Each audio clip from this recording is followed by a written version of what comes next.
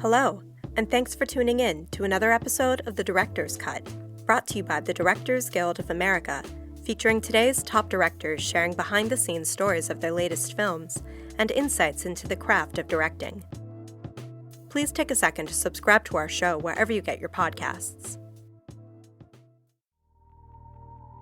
This episode takes us behind the scenes of director Todd Phillips' new dramatic thriller, Joker.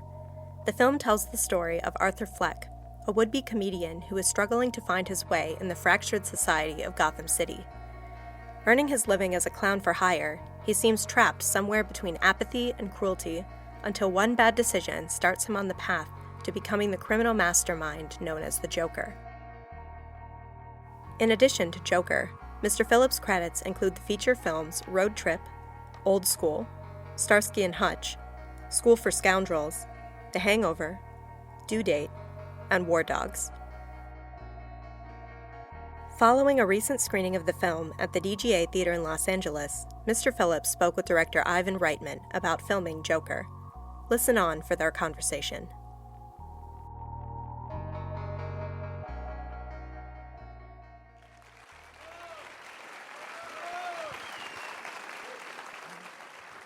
Hello, thank you. Hi there. This is a thrill for me because Ivan was the producer on my first two movies. The only reason I make movies is because Ivan Reitman discovered me at Sundance Film Festival and asked Thanks me... to my son, Jason, actually. He said... Jason. It was 20 years ago. He said, you should come over to Sundance. I just saw this documentary. That's right, Frat House. And then Ivan came up to me and he goes, can you write? And I lied and said, yeah, I write. The only thing I had written at that point was the narration for my documentaries. And then you told me this idea of a movie you always wanted to make, and it was called Road Trip. And he said, I'll do this quick because I know we're here to talk about this. He goes, you know that part in Animal House? I loved Animal House growing up. Who didn't? He goes, you know that part in Animal House where they go on the road trip? He goes, I always thought that could be its own movie. And I was like, yeah, okay, I could do that. And we went off and wrote it. And he did. But it's amazing, to sit and watch this amazing movie. I believe it's one of those kinds of films that you're going to remember where you were the first time you saw it. It's really an amazing piece of work. Thank you. And starting from those comedies, I mean, the most obvious question as someone who's mostly worked in comedy is, so how'd you get here? This is a really difficult movie in all kinds of ways. Difficult for you and difficult for the audience. And I never saw it as big as a leap as a lot of people do. I think my comedies, as I got more successful in comedies and got to do more and more of what I wanted to do, they got darker and darker in a way. But also, for me, the whole approach of it was so much in comedies, at least my comedies were about groups of people, doing movies about groups of people. And I really wanted to do a movie about one person, like a deep dive character study. And that's really where it started all from. But how do you make the leap from this to that? I mean, we were just talking outside. It's all storytelling. It's all beginning, middle, and an end. It's all really what is a director, purveyor of tone. You kind of decide your tone and you just go for it. It's so brave. I mean, you're dealing with a character. This is really a character study, period. And in the world of the comic universe. And I mean, how did you get Warner Brothers to say yes to this? That's a better question probably, which is, so I went to, a great old school producer told me over lunch one day, he said, when you make a studio $1.5 billion, $2 billion like we had with The Hangover and a couple other movies wedged in there, he goes, you earn a lot of goodwill. He goes, but in this town, goodwill is perishable, and you have to use it. And I thought that was really smart. So I took all that goodwill and I went there with this idea, and they resisted it still, obviously. It was a wild idea because we're taking a property that they owned. It wasn't like I could go anywhere else with that idea. They owned the character. But really the whole pitch was, because I was being ridiculous, I pitched them a label, not just one movie. I said, we should start, we should start this thing at Warner's. I've been at Warner's for 15 years, so I do feel like I've worked there. But I said, we should start a label called DC Black where you do these stripped down character studies of my idea was of villains, of different villains, and we do them for really cheap, and there's no real CG, and there's no, flying cars and all that stuff.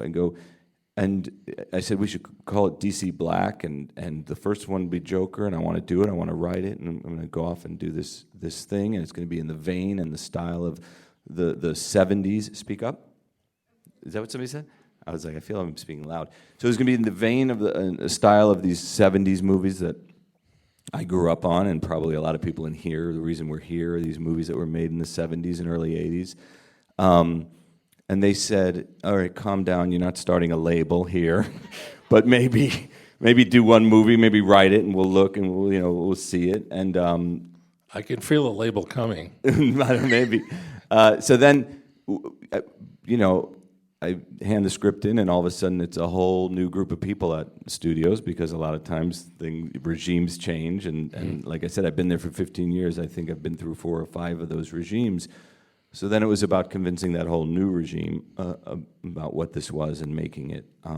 But it really came down to keeping it low budget, at Warner's low budget, relatively speaking. And for them, this is like an independent movie, but it was like $55 million movie. But to them, it's like, so it was about keeping the budget low, and really we finally, I'm rushing it, but after 6-8 months of sort of dancing through some things, we were able to convince them to do it. And I mean, it's a bold swing. The movie's crazy. I know it's crazy. I'm not delusional.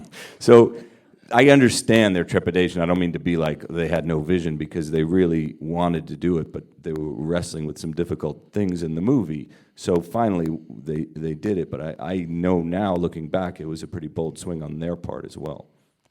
well, I think, thank God you got Joaquin Phoenix. I mean, he's extraordinary in this film, right? Did that come easily, or was that a bit of a... That was a thing too, because Joaquin has always been resistant to sort of the standard studio movies. And even though I said this is a comic book movie, but it's not, he read the script and he saw that it wasn't. It still says DC, it's still called Joker. I think if the movie was called Arthur and had nothing to do with it, it would have been an easier thing. And he's also just somebody that doesn't, that really wants to talk about it a lot. And I think I spent 3 months going up to his house. We went through the script, talk about the approach, the thing, and then it would end. We'd have a great 3-hour meeting, and I thought, he's going to stand up and shake my hand and say, I'm in. And he'd go, what are you doing on Thursday? Can you come back? And I said, I'll be here Thursday. And that went on for like 3 months, because he really could dissect stuff. I jokingly say, Joaquin is the tunnel at the end of the light. we would get close, and then it would be. So finally, Joaquin did it, and yes, the whole movie's Joaquin. It's a character study, and he's essentially in every frame of the movie. So. And how? I'm sorry, I didn't mean to interrupt you. How was he on the set? What was that like to be working with him? Could you tone him down? Oh my God, no! He's beyond directable, and he is also not what you think. He's not lost in this character. We spent half the day when we weren't shooting in a corner laughing about stuff, not about the movie, but just whatever was going on in life. He has a rancid sense of humor in a great way, and we would just. He was really light, believe it or not, and I think he felt really liberated with the size of the movie. I think he thought it was going to be. It's a studio movie. It's in that world, and it was going to be much bigger than it was. And I think he said to me one day, it feels like a student film. And he meant that in a positive way. We really kept it down. Thanks to the amazing AD I have, David Webb, and his team, Larry, my DP, and the whole crew. We really kept it. It felt like a small movie, even though it was a big movie shooting on the streets of New York and stuff like that. And his movement and the musicality of it is really quite wonderful. How did that evolve? That the choreography that that you develop, or he develops, or you develop together. Well, in one of those 3-month meetings at his house, I randomly said to him, I said a lot of things, certain things really stuck with him. I don't even necessarily remember saying this. I was just scrambling, trying to say things to get him to do it. No, but I did say, Arthur has music in him. Arthur has grace. It's just sort of hidden under this thing. We talked a lot about masks and the mask that we wear out in public and the true self underneath it, and how Arthur is really the mask, and when he takes the mask off, he's finally liberated and he's Joker, and that music can finally sing, you know. And so it expresses in the script, we had only really 2 points where it was expressed through dance, as crazy as that sounds, and now I think there's like 5 dance moments in the movie, because he really hooked into that. He worked with a great choreographer named Michael Arnold on the 2 scenes that are in the script were dance ones. But for instance, the very first one in the bathroom really just came on the day of shooting, and he just did that. There was no choreographer, there was no anything, yeah. Because that scene wasn't supposed to be that. So you want me to tell that story quick? I'll tell Sure. it quick. Okay. So that scene was written, he kills the guys on the subway. We were just to give you an idea of Joaquin, how he works, is guys get killed on the subway, he runs through the street, runs into that grungy bathroom, and the script we had written was he washes the makeup off his face, he's freaked out, he's going to hide the gun, he kind of pulls this grate off under the sink and he hides the gun under the grate. So Joaquin and I walked into the set that morning, and this is how every morning started. We're like, we're really going to do it this way. And we started talking about, why would Arthur hide the gun? Did he see it in a movie? Does he really concern himself with evidence? It doesn't seem like an Arthur thing. And we sat around for like 45 minutes not knowing what to do, coming up with bad ideas, and sometimes, as you do on a set, just scrambling and just talking it out. And then I randomly said to him, you know, I got this new piece of music from Hildur Guðnadóttir is the composer. She did an amazing job, I thought. And yeah, I agree. I said, I got this new piece of music from Hildur the other night. I go, I just want to play it for you. And I literally played it on my iPhone. And we're both listening to it, and Joaquin just starts doing this movement. And so then we realized what it should be, and I called in Jeff Haley, who's the A camera operator, and Larry's the cinematographer, was doing B camera. And I said to Jeff, put Larry in the bathroom stall, just like that, and said to Jeff, we didn't even tell him what we were doing. I said, Jeff, just start on his foot. I'm going to play this thing. We stuck a speaker there, and just go. And the operator didn't know what he was going to do, and we must have done only 3 takes of it, and that's the whole scene. And Joaquin just did this dance, and it's the idea of Joker sort of trying to come out of him, you know, that sort of, that shadow thing, that thing. But there's the major dances, and there's that sort of little toe-tapping thing that he started to do. I mean, it starts to become a kind of leitmotif of the whole Yeah, and I think that It's came really- again from that idea that he has a little, we wrote in the script that he has panache, that he has like, there was a romance in Arthur that we just felt, and this is a little bit of the Chaplin stuff. We had talked early on about Chaplin. When we were writing the script, one of the things everybody says, oh, it's based, you know, you borrow, and it's sort of from these movies of Lumet and Scorsese and these great movies that we grew up on. But one of the first things we looked at when we were writing the script was The Man Who Laughed, which is a silent film from 1928 that really, we didn't even know it when we were looking at it, but once we started researching it, it actually inspired the original Joker character in the comic books. No kidding. Yeah, which we didn't even know, and then it became this thing. So a lot of like little silent things that we looked at with Joaquin too, like Chaplin, and you know. So anyway, he had music in him, to answer that. And of course, the other, they call it Gotham City, but it really was New York, as I remember it in 1978 or 79. It really felt legitimately dirty, and the weight of the city, which was really different than what I felt when I was there in 1984 to do Ghostbusters. It was a really nasty place, and you really captured it amazingly. And I know how tough it is to shoot in New York. And I mean, those chases, never mind the ending, which is remarkable, but even that opening one where the 4 kids are bashing that thing over his head, and you take him through those streets, those very energetic, wonderful shots. That was, we shot that in Newark, New Jersey, which has this great 4-block stretch that's still kind of run down. And then Mark Friedberg, who's our production designer, and his team came in and just really head to toe gave us a stretch of 2 or 3 blocks that was pretty amazing. So we could do those foot chases in that run. But yeah, I mean, with Mark and Larry and Mark Bridges, the costume designer, everything was just looking at references, going through books, and really making it feel, my sort of edict to the crew in general was, I want the movie to feel like it came out in the summer of 1979, if they made comic book movies in 1979, which thankfully they didn't. But and that was sort of the thing, and really to actually feel not a movie about that time, but a movie that felt like it came out at that time. I think one of the reasons that we're starting to read about people's worries about the danger of this film, if you don't mind me talking about this, is because it feels so realistic. It's not a comic book. It is really a character study and a very honest look at, psychosis and craziness and the complexity of life today. And you managed to weave this really complex story where he's extraordinarily he's really sympathetic in the first third.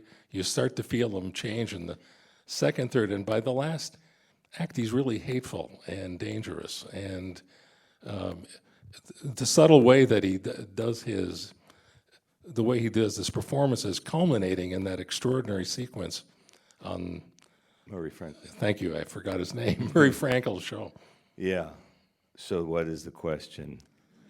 No, I don't mean that, but No, I mean, how are you feeling about?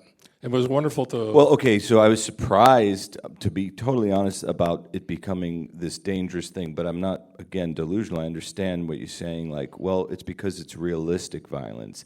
But in a weird way to me, and I had said this the other day, and probably got attacked for it, among other things, but to me it almost seemed more responsible way of showing violence, is showing the real-world implications of violence. That it hurts.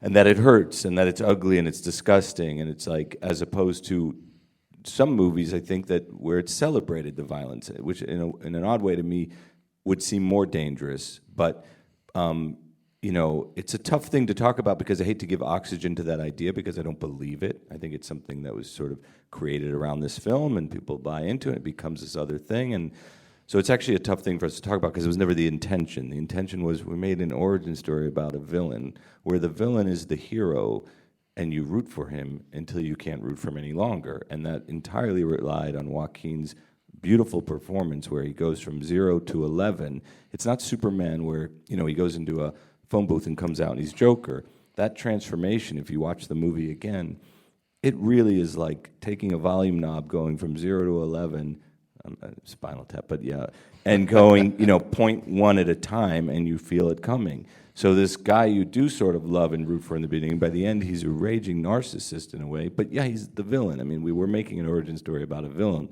I'm sorry that you loved him for so long and now you don't, but he's a villain. He had you're to be sympathetic to him. He has to, well, yeah, but I mean, at the same time, the movie is explaining a little bit. We tried. Well, how do you get like that? You're not born this way. The movie's about many things, but it's also about childhood trauma.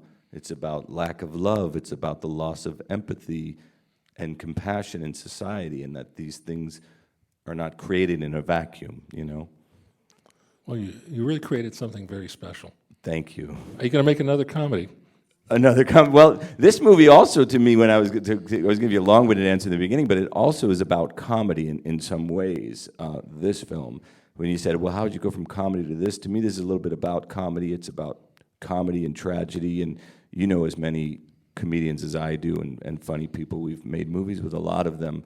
There is something a little tragic about a lot of them, not all of them. There's a dark side to a lot of them, and I thought that when we were creating Arthur, that whole idea of him wanting to be a stand-up comedian, being horrible at it is another thing, but that whole desire is, the darkness in him really was something that I've seen in other comics that really resonated. I love the music. Can we talk about that for just a second? Yeah, I'd love to talk about that. How early did you find her and know about her? I didn't know her. I don't know about her. She hadn't done a lot. So I was writing the script, and I went and saw Sicario 2, which was fantastic. I'm friends with Stefano Salima, who directed it. He does this show, Gomorrah. It's my favorite show. I went and saw Sicario 2 in the theater, and I'm like, God, this score is ridiculous. Who did this score? And I stay in. I look it up, obviously, and it's Hildur Guðnadóttir. It's a woman I had never heard of. I looked her up. I called her agent. I emailed her. And I said, hey, I love what you did. I have this script I'm working on. Can I send you the script? Maybe you'd be interested in doing it. I sent her the script. She called me on the phone. We talked for 45 minutes. It really affected her. She understood the themes about the compassion and the loss of compassion and all those things, loss of empathy and all the things we were talking about. And I said, I want to try something different if you want to do it. I said, will you just write the score based off the script? I said, we're out 3 months before we started shooting. I said, just start writing music now. I had never done that before. I don't know if you have. But it was something I never did before. And she basically sent me hours, maybe 2 hours of music before we started shooting. And we would play that music on set all the time. Perfect example is the bathroom dance I was talking about. We would play that music. Jeff Haley, the operator, had it in his ear, in an earpiece. We would play it when we were looking at playback. We would play it when we were shooting to the much, you can see it, though. It was always there. The rhythms in the playing. Yeah, so it really informed it. I mean, the one thing I learned very quickly when you're making a character study about one person, because again, I had made movies about groups of people before, that everything else is a character. The city became a character. The music became a character. Like, these things are big characters in the film. I mean, they are always in the movie, but they really take front and center when you're making a movie basically about one person. I'm good. Anybody have any questions? I love it. Oh, go ahead. Hi. The question was about the makeup and how we decided on it. It's just such a huge thing, the makeup of Joker. One of the things is we're living in the shadow of 4, 5, 6 other Jokers. It's paralyzing in a way when you think about those other performances for Joaquin, or I think about the other films.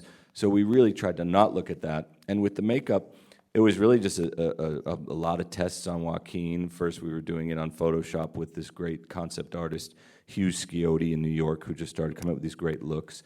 And I mean, the one thing we didn't talk about was, it was really important that everything in the movie was ran through a very realistic lens.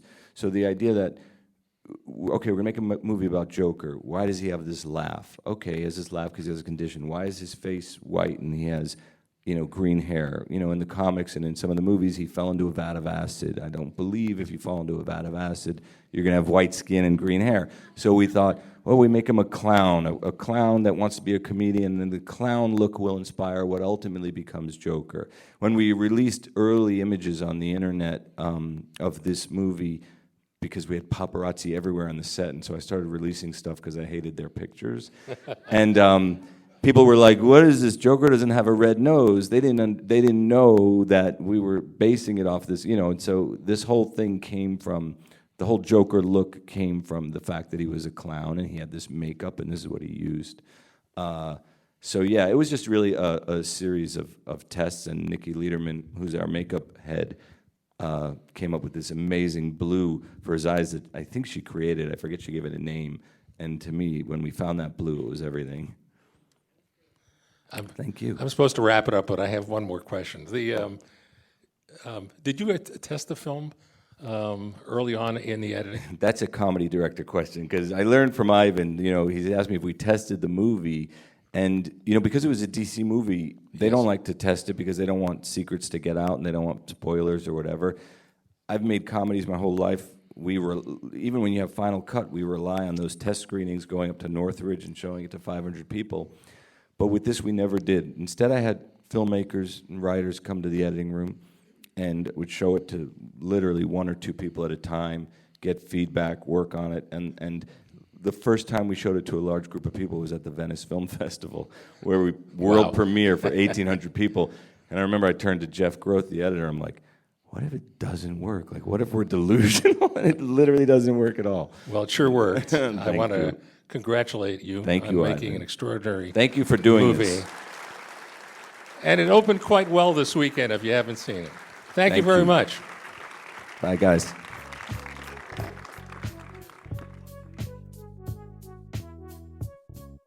Thanks for listening to another DGA Q&A. If you'd like to hear more, you can find past episodes of The Director's Cut wherever you listen to podcasts. Stay tuned in the coming weeks for more great Q&As, and be sure to subscribe, rate, and review us. We'd love to hear your feedback, and you can help fellow cinephiles find the show. This podcast is produced by the Directors Guild of America. Music is by Dan Wally.